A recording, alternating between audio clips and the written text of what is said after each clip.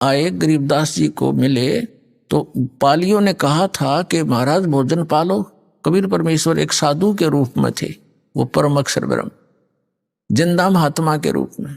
परमात्मा ने कहा था कि भाई मैं भोजन नहीं खाता, अपने गांव से छक के आया हूं मैं सतलोक से। तो उन्होंने हट किया था कि जी दूध तो पीना पड़ेगा, हम अतिथि को ऐसे जाने नहीं देंगे। तो परमेश्वर ने कहा था भाई मैं कुंवारी गाय का दूध पिया करूं। अगर अतिथि सत्कार करना चाहते हो तो कुंवारी गाय का दूध पिया करूं मैं, पिला दो। तो बड़े बड़े पाली थे 50-40 साल के, वो कहने लगे बाबा जी तेरी नींद को ना दूध पीने की बकवाद करते हो, आप तो मजाक करते हो हमारा। गरीबदास जी 10 वर्ष के बालक थे, उनकी एक प्रिय बच्चिया थी गाय कुंवारी, उसको पकड़ लाए और कहने लगे महाराज जी दूध कैसे देगी, बच्चा तो है नहीं, माँ तो बनी नहीं है। तब कबीर साहब ने कहा कि कोई पात्र है तुम्हारे पास जिसमें दूध निकाल लाएंगे। गरीबदास जी लाए एक 5-6 किलो का वो मटका है, छोटा सा गड़ा बरोला, और कहा इसके नीचे रख दे भाई, साफ कर रखे है, हाँ कहाँ जी साफ कर रखे, इसके सतन के नीचे कर। गरीबदास जी बालक थे, पकड़ कर बैठ गए नू, अब देखेंगे बाबा जी दूध कैसे निकालेगा। परमात्मा ने थपकी मारी बछिया के, लंबे लंबे सतन हो गए और धार चल पड़ी दूध की और पात्र भर के बंद हो गया। अब वो कबीर साहब को दे दिया, अगले बाबा जी पी लो आप। महाराज जी आधा कबीर परमेश्वर जी ने पी लिया, कुछ पी लिया, फिर से छोड़ दिया, अगले बच्चों पी लो, ये अमृत है, यहाँ का नहीं है, ये सतलोक से आया है मेरे गांव तक। इब और पाली थे वो तो उठकर चले गए, कहने लगे तू पता नहीं किस जाति का है हैं, और फिर तने क्या बेरा जादू जंतर करके कुंवारी बच्चिया से दूध निकाल दिया, हम ना पीवा तेरे जादू जंत्र के दूध को। वो तो उठकर चले गए, वहां से स्थान छोड़ गए जहां वो बैठे थे, एक जंडी के नीचे, वो जंडी वृक्ष को ही छोड़कर चले गए, दूर जा बैठे। अब गरीबदास जी महाराज वो नेक आत्मा, वो श्रेष्ठ आत्मा जिसके लिए मालिक आए थे, वो बोला ला महाराज जी आपका ये जूठा दूध कद कद मिला, हमने गट गट पी गए, जितना पीना था बाकी रख दिया। अब फिर परमात्मा ने उनको समझाया बेटा तुम यहाँ के रहने वाले नहीं हो, पूरी सारी ऊपर की जानकारी दी। तब गरीबदास जी ने कहा महाराज ये ज्ञान तो अब आज तक किसी ने बताया नहीं हमारे को। वो स्थान कैसा, जैसे बच्चे की जिज्ञासा बन जाती है प्रबल। तो तब परमात्मा बोले चल मैं ले चलता हूँ। शरीर वहीं रह गया, जो ओरिजिनल वस्तु को ऊपर ले गए आत्मा को। सारे ब्रह्मंडों से परिचित कराया, ब्रह्मा विष्णु महेश जी की स्थिति दिखाई, उनके लोक दिखाए, उनसे वार्ता करवाई। यहाँ के न्यायाधीश धर्मराज से मिले जा करके, और धर्मराज करबद्ध होकर के कबीर परमात्मा उस जिंदा महात्मा के सामने खड़े हो गए। तो गरीबदास साहिब जी देख रहे हैं कि इस बाबा जी में तो बहुत बड़ी शक्ति, यहाँ के भगवान भी हाथ जोड़े, और यहाँ का यू बड़ा अफसर है यो भी हाथ जोड़ के खड़ा हो गया, जो लेखा जोखा करता है। फिर सचखंड लेकर गए परमात्मा, ये काल को दिखाया कि देख बेटा यहाँ खाता है 1 लाख जीवों को भून गए, या तपस्या इसकी, और वो बैठा वो ब्रह्म सरपुरुष काल जो कहता है मैं कभी किसी के सामने नहीं आता, अपनी योग माया से छुपा रहता हूँ। गीता जी अध्याय नंबर 7 के श्लोक नंबर 24 और 25 में। तब उसके सिर पे पैर रख के उस काल के गरीबदास जी महाराज को ऊपर लेके गए, 11वें द्वार में प्रवेश किया। 11वां द्वार इस अक्षर पुरुष पर ब्रह्म के लोक में प्रवेश करता है, और उसके लोक को पार करके जब 12वां द्वार पार करते हैं तो सतलोक आ जाता है। 12वां द्वार पार करके सतलोक में गरीबदास साहिब जी को परमात्मा लेकर के, वहां गरीबदास साहिब जी क्या देखते हैं कि वही महात्मा जो नीचे तक गया था उनके साथ, और उधर क्या देखते उनके साथ है, और ऊपर क्या देखते हैं कि एक बहुत बड़े गुम्बज में, बहुत बड़ा मंदिर नुमा गुम्बज है, सुंदर सफेद बहुत लंबा चौड़ा, उसके बीच में एक सिंहासन है, सुंदर सिंहासन, रत्न जड़े हैं सफेद सफेद उसके, और उस पर बहुत सुंदर वस्त्र बिछे हैं। वहां उसके ऊपर परमात्मा विराजमान है, शकल दोनों की एक जैसी है, जो नीचे से गई वो भी और वो बैठे वहां पर। जो सिंहासन पर बैठे थे राजा के समान, ऊपर छतर, सिर पे मुकुट, और उनके एक रोमकूप में करोड़ सूर्य मिला दे, करोड़ चंद्रमा, ऐसी रोशनी थी। अब नीचे से जो वही परमात्मा गए थे जिंदा महात्मा के रूप में गरीबदास साहिब जी को साथ लेकर के, वहां से उठाकर चंवर अपने ही उस दूसरे रूप पर डबल रोल में चंवर करने लगे। गरीबदास जी ने सोचा कि भगवान तो यूं होगा जो तख्त पर बैठे सिंहासन पर विराजमान है, और बाबा जी इसका कोई नौकर होगा। और भाई बाबा महात्मा भगवी तो बहुत सुंदर स्थान है, यहाँ तो ये शायद कभी देखा ही नहीं हमने। यहाँ तो सारे हरे भरे सुंदर सुंदर वृक्ष हैं, बड़े सदाबहार फल लगे हुए हैं, और भगवान बहुत सुंदर हैं, इसके शरीर में कितना प्रकाश निकल रहा है, नर आकार है, मनुष्य सदृश है। तो फिर क्या होता है कि जो सिंहासन पर विराजमान थे वो परमात्मा, अनंत कोट ब्रह्मांड के स्वामी के सिंहासन पर परमात्मा यानी खुद ओवरऑल कंट्रोलर के रूप में, वासुदेव रूप में विराजमान थे। वो खड़े हुए और नीचे से जिस रूप में जिंदा महात्मा के रूप में परमात्मा थे, वो उस सिंहासन पर विराजमान हो गए, सबके कंट्रोलर के सिंहासन पर। और वो तेजों में शरीर वाला भगवान खड़ा होकर के चंवर करने लगा। उस सिंहासन पर विराजमान जिंदा महात्मा के ऊपर जो नीचे से गए थे, वो तो ऊपर से भी गए थे, नीचे नीचे से ऊपर आए थे। तो गरीबदास जी सोच ही रहे थे कि ये क्या भाई, इस बाबा जी पर भगवान नौकर की तरह सेवा कर रहा है। इतने में क्या देखा कि वो तेजों में शरीर और जिंदा महात्मा यानी कबीर परमात्मा के शरीर में समा गए। ओनली अकेले कबीर परमात्मा, वो जिंदा महात्मा वाला रूप ही अनंत कोट ब्रह्मांड के स्वामी के सिंहासन पर विराजमान थे, यानी वही मालिक हैं। वो डबल रोल कर रहे थे। गरीबदास जी चरणों में गिर गए, हे भगवान आप तो भगवान हो, अरे मुझे बका रहे थे आप बाबा जी नहीं हो, आप परमात्मा हो। इतने में क्या हुआ कि पूरे शरीर का उतना ही नूर हो गया जितना पहले था। जब गरीबदास जी देख रहे हैं चकित हो गए, हे भगवान आप तो बहुत प्रबल शक्ति युक्त हो, मुझे यही रख लो मेरे दाता, वहां ना भेजो गंदे लोक में, वहां तो जन्म और मृत्यु हाहाकार मचा हुआ है दाता, इतना सुंदर लोक यहाँ का। तब परमात्मा ने कहा बेटा तुम वापस जाओ, जब तुम यहाँ थे भक्ति से युक्त थे, आप भक्ति युक्त थे, और वहां जाकर आपने अपनी भक्ति नष्ट कर दी, वो सारा खजाना खत्म कर दिया जो यहां से लेकर गए थे। तुम गलती से गए थे, यहाँ पर सारी कहानी सृष्टि रचना सुनाई परमात्मा। अब उधर से क्या होता है कि कुछ देर के बाद 2-3 घंटों के बाद उन दूसरे पालियों ने देखा कि भाई वो गरीबदास बालक कहाँ है, क्योंकि सबकी टर्न आती थी गौओं को घेरने की, क्योंकि किसी की खेती में ना बढ़ जाए खराब करके। तो उनकी अपनी अपनी ड्यूटी होती थी, 1 घंटे किसी की, 1 घंटे उसकी, 1 घंटे उसकी। जब गरीबदास जी का नंबर आया, उसकी बारी आई, तब उसकी खोज हुई कि कहाँ वो, बुला उसको, अपनी पारी पर खड़ा होगा। उसको जाकर देखा कि वो तो बैठा है जैसे महात्मा बैठा कर आसन पद्म लगा के। पहले आवाज लगाई, नहीं बोला, फिर पकड़ के हिलाया तो गिर गया। तब उन्होंने देखा है तो मर गया, हाथ पैर फूल गए उनके। इकलौता पुत्र थे गरीबदास जी अपने माता पिता के, और 12 वर्ष विवाह के बाद हुए थे, बड़ी मुश्किल तय।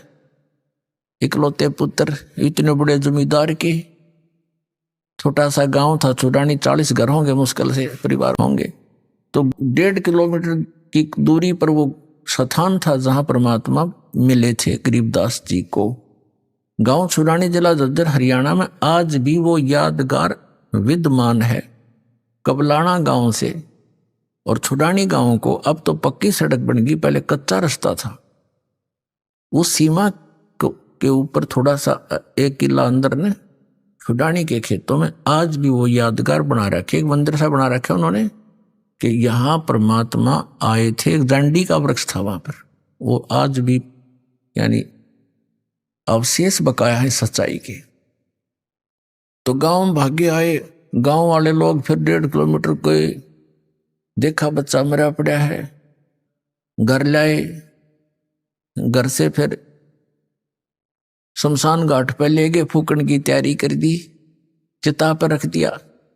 तो परमात्मा ने कहा बेटा तुम जा, मैं तेरे साथ रहूंगा और भक्ति करना। इस भक्ति की कमाई तन, भक्ति की शक्ति से तुम पुनर्चार्ज होकर के यहां आ सकोगे। और उसके लिए मैं ऐसा मंत्र दूंगा, ऐसा मंत्र दूंगा कि एक बार ऐसी विधि बताऊंगा, पर ये अभी डिस्क्लोज ना करना, तू खुद भक्ति करना से। एक सतनाम दूंगा 2 अक्षर का, जिसमें एक ओम मंत्र है, एक गुप्त है, ये दास बताएगा केवल उपदेशी को। तो इसकी एक बार की कमाई तय, एक बार की कमाई तय, एक श्वास उस श्वास की के सिमरण तय इतनी कमाई बन जाएगी कि यहाँ के एक ब्रह्मांड में 14 लोक होते। कहते 14 लोक भी उस एक दूसरी तराजू में रख दे, ताखड़ी में, एक पलड़े में, और एक तरफ रख दे इस एक सतनाम के सुमरण की कमाई वैल्यू। और 3 लोक, ये पृथ्वी लोक और तेरा पाताल और स्वर्ग लोक धर दे पास्यंग, यानी जिसकी कोई खाता ही नहीं किसी, वो तो सौदे में को नहीं, उस साइड में रख दी जाती है पास्यंग। और तो ना तुलय तुलाया राम रंग हरि हो। अब गरीबदास जी कहने लगे भगवान जो आपकी आज्ञा, और कहा तुम जाकर समझा जनता को, मेरा गवाह बन बेटा, तेरे भाई बहन वहां कितने कष्ट उठा रहे, सारा जीवन खो देते हैं माया के पीछे, एक पेट के लिए, जीविका पूरी नहीं होती उनकी। और यदि वो मेरी भक्ति करे तो उनको जीविका भी सुथरी दूं, उनको सुख भी दूं, उनकी आयु भी बढ़ाऊं, काल को निकट नहीं आने दूं बेटा, तुम सियासत कर मान लेना। तो गरीबदास जी तो आंखों देख चुके थे, धर्मराज जैसे खड़े होकर हाथ जोड़े जिस परम पिता के आगे, 3 औरों की औकात उसके सामने क्या बुनियाद। वो पक्के आंखों देखी परमात्मा की महिमा ग्रहण करके और वापस भेज दी वो आत्मा गरीबदास साहिब जी की। जब चिता में अग्नि लगाने की तैयारी थी, इतने में जो बंधन बांध रखे थे अपने आप टूट गए और हलचल हुई शरीर में, एकदम बैठ गए वो 10 वर्ष के बालक। और जिस लोक से आए थे वो यहां था ही नहीं, एकदम वो चौर भौर से हो रहे थे कि मैं कहाँ आ गया। और उसके अंतःकरण के अंदर, गरीबदास साहिब जी के अंतःकरण के अंदर परमात्मा ने ये संपूर्ण अध्यात्म ज्ञान भर दिया। जैसे एक मोबाइल से दूसरे मोबाइल में 10 घंटा का भी प्रोग्राम लोगों का नुफैक्स हो जाता है, दूसरे से लोड हो जाता है बगैर किसी वायर के।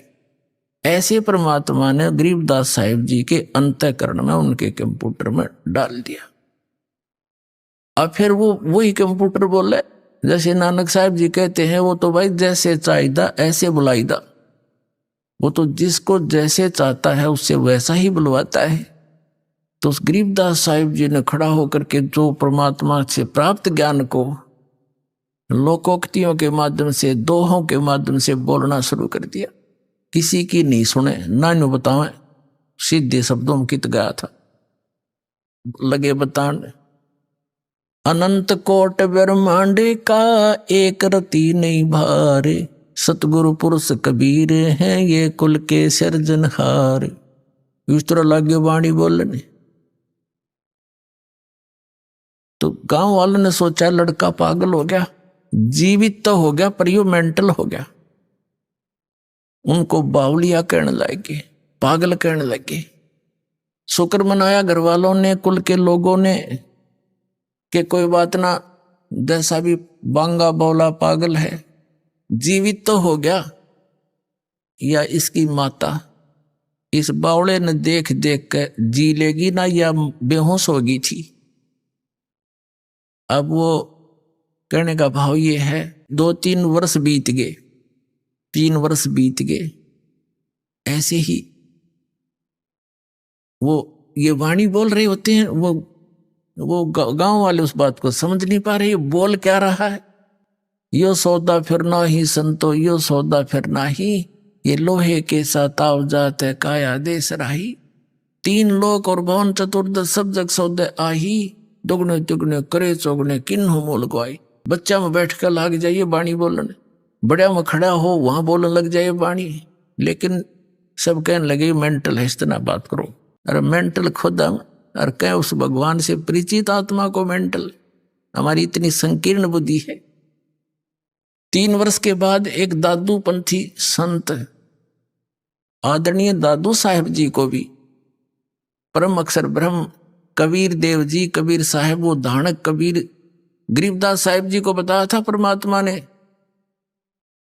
कि बेटा मैं 120 वर्ष बनारस में रह के आया हूं, 120 वर्ष काशी में, और कबीर मेरा नाम है, और वहां जुलाहे के नाम से प्रसिद्ध था। मैं जुलाहा मेरा कर्म था, और मैं प्रत्येक युग में एक लीला ऐसी ही करता हूं कि अपनी पाने के लिए जो क्रियाक्रम उचित है एक भक्त को, और कैसी उसकी रहनी हो, कैसा उसका विचार हो, और कितनी आवश्यकताएं रखे भगत, वो मैं खुद ही एक उदाहरण दे के आता हूं कि यहाँ घने धन की जरूरत की आवश्यकता नहीं। जो भक्ति चाहता है उसने परमात्मा की इच्छा रहनी चाहिए, और जो भगवान से जुड़ गया तो उसको किसी चीज का अभाव रहेगा ही नहीं, समय आने पर सारी पूरी करता है। इसलिए हम भगवान को खोज रहे।